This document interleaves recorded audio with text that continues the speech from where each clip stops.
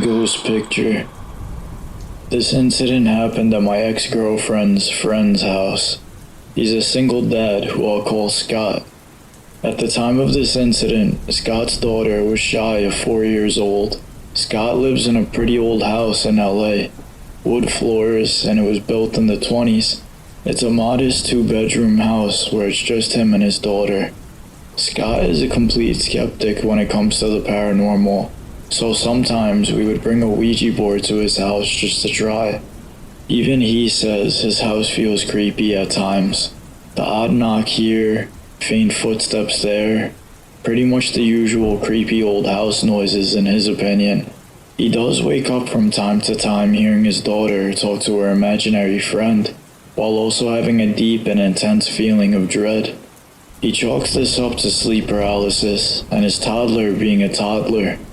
Anyways, fast forward to the day of the incident. His daughter was busy playing with toys in a sort of empty den he has, where she has a few toys in the corner of the room. It's a handy place for her to play while he works from home, and he can keep an eye out on her. So she's playing away, having her normal conversations with her friend. This time, Scott was curious and asked what they were talking about. She giggled, and she told him she was asking for her to go to her house and play with her. Scott asked, "Where does she live, honey?" She shrugged her shoulders and answered, "I don't know." Then she hopped up and told her dad that she's right there in the room. She then started asking for her dad to take pictures of both of them. Now, Scott doesn't really believe his daughter's talking with a ghost. His daughter's at the age where she's fascinated with phones and cameras and any sort of technology. Scott, being the good dad he is, pulled his phone out and started taking pictures. At first, he snapped one or two and was trying to get his daughter to smile. He then started taking burst photos and sort of teasing / playing with his daughter, saying, "Tell your friend to smile too," trying to make his daughter feel like she isn't strange for having an imaginary friend, of course. Well, when he says this, she got a very serious face and said, "Dad, Lily never smiles." Something about the way she said it gave him incredible chills. Anyway, he was swiping, swiping and deleting until he ran into this photo. Scott still doesn't believe that there's really a ghost playing with his daughter, but I can tell you, I sure do.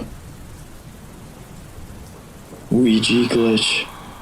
This story takes place around 2010 to 2011 when I was in high school. At this age, I wasn't the sharpest tool in the shed, with no real discernment or understanding of the spiritual world. At that time, I had a weird obsession with anything occultic or satanic. Just to clarify, I'm now 27 and I'm a firm believer and follower of Jesus Christ, and I realized how insane I was to open a door for something evil. I experimented with the crudely home-constructed Ouija board a few times, and experienced some weird occurrences. It all started when, one afternoon, a few friends and I headed to my house for our daily after-school smoking session. This is also where we had attempted to contact something with the aforementioned Ouija board. We succeeded, and when asking the entity its name, the planchette moved to spell out Keith. Keith answered all of our questions, explaining he died in the 1990s and his favorite band was Nirvana. I can't remember anything else that was exchanged at that time. I woke the next morning to scratch marks on my side, and though they were only superficial, my stomach dropped when I examined it closer. The scratches were all placed methodically to form a better, for lack of words, drawing of the Nirvana logo.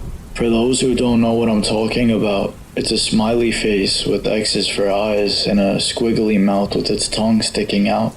My friends came over to my house again the next day, and we confronted Keith, asking if he'd been the one to do this. I already knew, but it was confirmed when the planchette moved to yes. Sometime after this, during summer break, I had a group of about 7 people over for a bonfire in the backyard. One of these friends lived in another city and was staying at my house for a week. We'll call her April. It was dark and still. Not even a slight breeze could be felt that night. The friends which had been present for the Keith sessions and I had been telling the rest what we'd experienced, and we all agreed to try the board to see if anything would happen. I can't remember exactly what was said or if the planchette was responding, but what I do remember was asking if whatever I was addressing hated me. Instantly, the planchette flew to yes, and a huge gust of wind started blowing all around me. Just me. It was like a dust devil had formed and enclosed me like a cocoon, as dust, leaves, and debris flew violent at me from every direction. I looked at my friends as they were watching this occur, and I swear to you, not one hair on their heads moved. When it stopped, we immediately moved the planchette to goodbye and just kind of sat there in shock for a while. After everyone else had left, April and I headed inside as it was very late. Then, I took the most uncomfortable shower of my life. You know how, when someone is standing near, you just feel their presence? Well, that feeling hung in the airline, a thick cloud, along with the feeling of someone straight up mad dogging me. Now I'm notorious for taking long showers and using up all the hot water, but I got out of there in what felt like 3 minutes. This next part requires an elaborate bit on the layout of the house. Upon entering the front door, there was a family room with a single large window facing the front yard. There was a couch in front of the window and a TV. From this room, going right would take you down an L-shaped hallway, with my room on the right and the bathroom, my brother's, and my parents' room down the hall. If you went left, you'd be in the kitchen, which leads to what my dad and I dubbed the music room, since we all kept our instruments there. It also functioned as a second living room, and it too contained a couch and TV. Separating this room from the kitchen was a glass door. April and I were sitting at the kitchen table, chatting. She was sitting on one side, her back facing the music room, and I on the other, facing her as she was speaking. I noticed movement behind her. I looked and watched in shock as the glass door, which had been slightly ajar, was slowly opening. I should mention that there were no windows open in the house, nor was there a draft. The air conditioning was not running at the time, and my parents and brothers were asleep. "April," I said, in a hushed but panicked tone as I pointed to the door. She turned and saw it too, looking back at me for a split second in horror. When the door had completely opened, everything was still and silent for 3 seconds. Then the door suddenly slammed shut. Needless to say, we were freaked the hell out and retreated to my room. After we'd calmed ourselves down, we tried in vain to sleep, as throughout the night we could hear what sounded like scratching. I'd always dealt with insomnia, and I'd often have to sleep in the family room, as the TV was the only thing that could make me drowsy. I would always put a sleep timer on, so the TV wouldn't be on all night after I'd fallen asleep. April had gone home at this point, and I was dead asleep on the couch when I abruptly woke up in cold sweats. The TV was off, so I could see the window behind me in the screen's reflection. There was some light seeping through the curtains from the streetlight outside, and I could clearly see standing behind me a large, black figure whose shoulders touched the ceiling and its head bent down slightly, staring at me. I quickly covered my face with my blanket, seriously hoping this thing didn't know I was awake and aware. I stayed completely still for what seemed like ages, and somehow I eventually fell back to sleep. The following day, I made a call to have the house blessed. Thank God it worked, and nothing ever happened again. My brother confided in me years later that he used to hear someone calling his name in that house, but whenever he'd ask our parents, they'd tell him they hadn't. School trip. I spent a year, 1998, in boarding school. The school was really old, and we thought people were living above us, sometimes hearing them running.